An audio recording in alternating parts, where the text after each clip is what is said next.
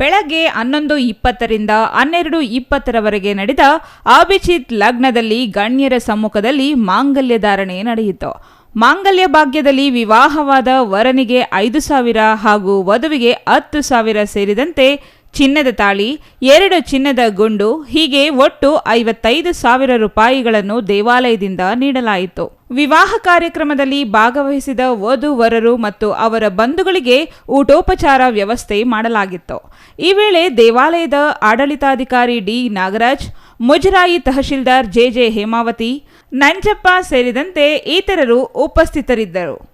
ವಧುವಿಗೆ 10,000 ರೂಪಾಯಿ, ವರನಿಗೆ 5,000 ರೂಪಾಯಿ, 15,000 ರೂಪಾಯಿ ಅವ್ರಿಗೆ ಬಟ್ಟೆಗೆ, 40,000 ರೂಪಾಯಿದು ಮೌಲ್ಯದ್ದು 2 ಗುಂಡು ತಾಳಿ, ಮತ್ತು ಅವ್ರಿಗೂ ಉಚಿತ ಊಟ ವ್ಯವಸ್ಥೆ, ವಸತಿ ಎಲ್ಲ ವ್ಯವಸ್ಥೆ ದೇವಸ್ಥಾನ ಶಾಸ್ತ್ರಬದ್ಧವಾಗಿ ದೇವಸ್ಥಾನದ ಆಗಮಿಕರು ಎಲ್ಲ ಅವ್ರಿಗೇನು ನಮ್ಮ ದೇವಸ್ಥಾನದ ಸಂಪ್ರದಾಯದ ಪ್ರಕಾರ ಮದುವೆ ಮಾಡಿ. Mahesh, CTV news, Doddaballapura.